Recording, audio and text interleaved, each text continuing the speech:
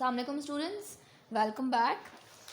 तो आज हम आपकी बुक के पेज नंबर 14 पर मौजूद पोएम नो की रीडिंग और इसकी एक्सप्लेनेशन करने जा रहे हैं। तो काइंडली अपनी बुक्स को ओपन कर लीजिए। सबसे पहले चलते हैं words meaning. Courtesy, something done out of politeness और consideration for another person.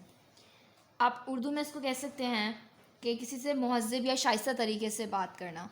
M, ये देम की शॉर्ट फॉर्म है। Gentility, courteous or well-mannered society. The gentility. People from the upper class would take a leisurely walk along the ring in the afternoon, greeting others as they passed. इसके अंदर क्या है भाई? जेंटिलिटी के अंदर मतलब एक अपर क्लास के लोग जो हैं वो जब वो निकलते हैं द रिंग, यानी कि लंदन के अंदर मौजूद एक पार्क जो है द रिंग, उसके अराउंड जब वो वॉक कर रहे होते हैं और जब वो लोगों से ग्रीट कर रहे होते हैं तो उसको हम क्या कहेंगे? Gentility. Inkling, a vague idea, an indication of how to go about something. Urdu में हम इसको सुराख कह सकते हैं कि मतलब किसी को किसी चीज़ के बारे में एक आइडिया देना कि इसको इस तरह से करना चाहिए या कुछ। Ring, a circular course in Hyde Park in London use for riding and driving. London के अंदर मौजूद एक हाइड पार्क है, उसका एक सर्कुलर कोर्स है जहाँ पर जो है वो राइडिंग हो रही होती है, लोग ड्राइविंग कर रहे होते हैं, उसको हम क्या कह रहे हैं? रिंग कह रहे हैं। रो, a narrow street lined with houses or buildings on both sides, a street where a particular occupation or type of person is predominant. Example, Tenry Row. रो के क्या मतलब है?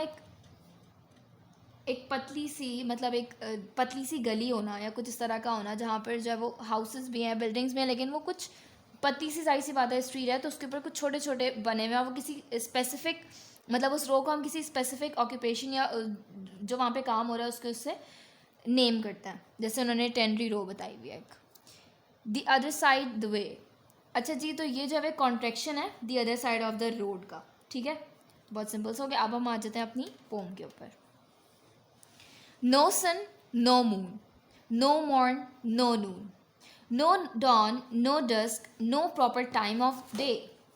इसका मतलब क्या है भाई? अच्छा, अब एक बात सुन लीजिए। नो, आप लोगों को कुछ समझ में नहीं आ रहा होगा कि पोएम का नाम नो है, इसमें क्या होगा। तो इसके अंदर जो है ना बेसिकली नवंबर के मंथ की बात हुई है। नवंबर के मंथ में क्या होता है?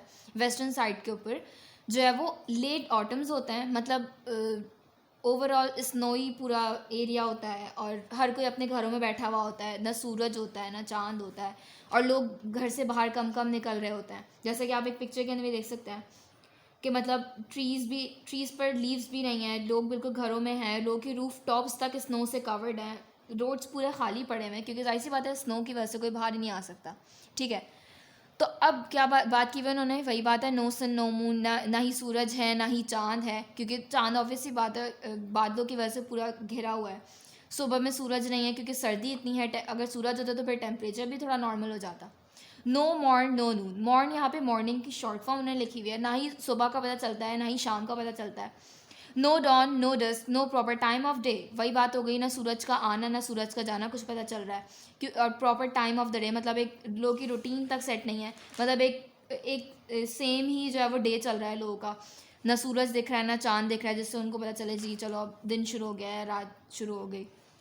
No sky no earthly view, no distance looking blue, no road no street, no the other side the way.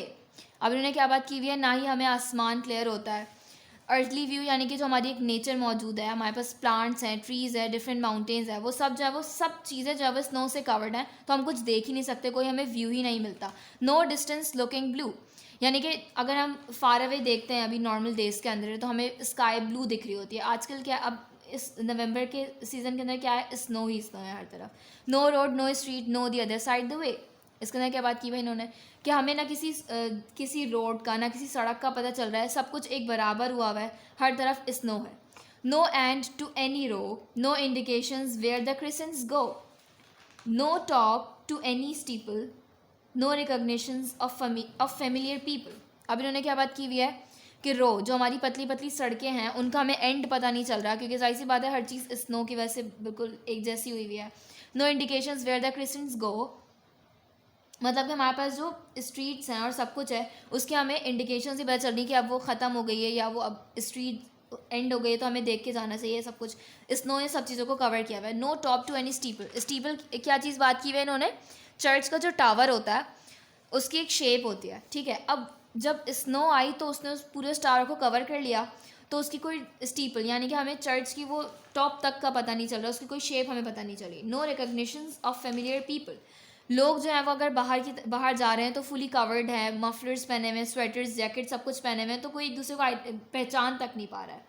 No courtesies for showing him, no knowing him, no travelling at all, no locomotion, no inkling of the way, no notion. अब उन्होंने कर्टिसीज की बात की हुई है कि मतलब लोग आपस में इंटरेक्ट ही नहीं कर रहे, तो वो किस तरह से पोलाइटली या जैसे भी बात करेंगे, कोई इंटरेक्शन ही नहीं है। नो नोइंग देम, यानी कि आपस में एक दूसरे की जान पहचान नहीं है। लोगों के हुलिये इस तरह के होते हैं, मतलब एक इंसान अपने आप को पूरा कवर करके निकल रहा है तो उसको पहचानना मुश्किल है, उससे बातचीत करना मुश्किल है। No travelling at all, no locomotion, मतलब कि लोग बाहर ही निकल पा रहे, स्नो की वजह से सब कुछ बंद पड़ा हुआ है, मूवमेंट भी नहीं है, लोग बाहर नहीं जा रहे, ट्रैवल नहीं कर रहे डिफरेंट सिटीज़ में या डिफरेंट एरियाज़ में। No inkling of the way, no notion. Inkling यानी वही बात आ गई, क्लू या हिंट, कोई हमें क्लू ही नहीं है कि हमें किस तरफ जाना है, कोई हमें आइडिया ही नहीं है कि हम अगर घर से बाहर निकल रहे हैं तो मतलब कोई लेफ़्ट राइट के कोई सिग्नल्स मौजूद नहीं है, कोई स्ट्रीट का जो मतलब एक बोर्ड्स लगे होते हैं वो सब स्नो से कवर्ड हैं, कुछ पता ही नहीं चल रहा। नो गो बाय लैंड और ocean, no mail, no post, no news from any foreign coast, no park, no ring, no afternoon gentility. अब क्या है कि हमारे पास नो गो बाय लैंड और स्क्रीन, मतलब कि लैंड और ओशन, मतलब हम ना किसी ओशन जा सकते हैं ना हम किसी लैंड के ऊपर कुछ एंजॉय करने के लिए जा सकते हैं, सब कुछ बंद है, सब कुछ कवर्ड है।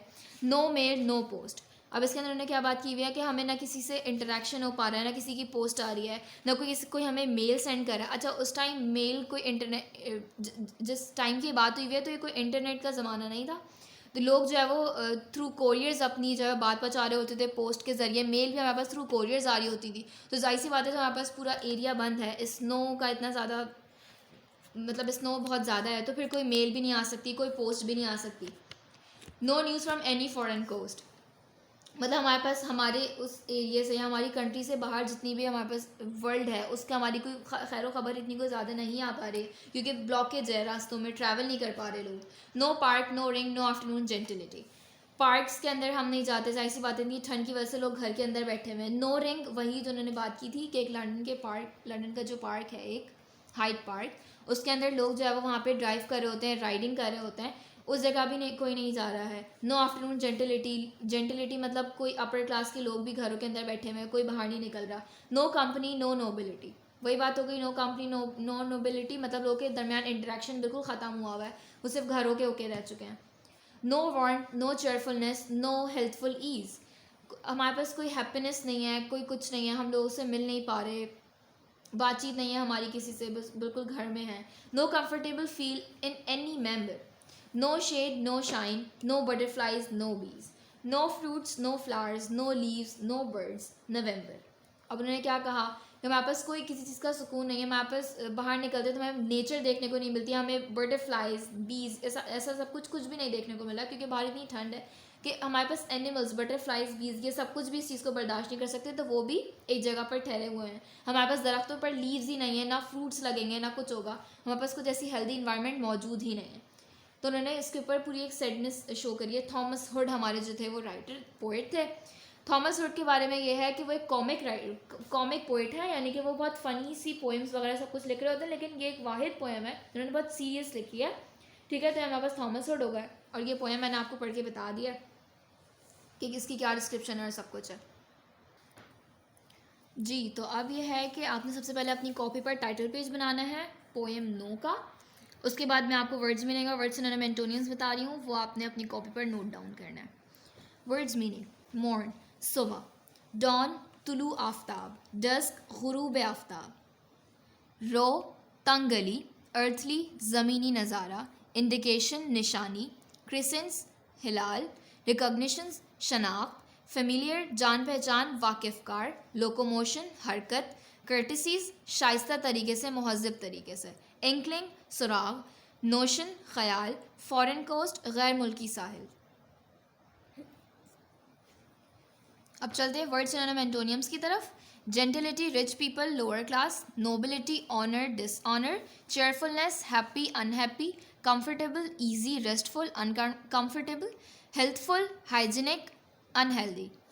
अब हमें क्या करना है कि आपने first of all title page बनाना है, फिर वर्ड्स मीनिंग कॉपी डाउन करेंगे एंड देन वर्ड्स एंड ऑर्नामेंटोनियम्स को कॉपी डाउन करेंगे। Thank you so much.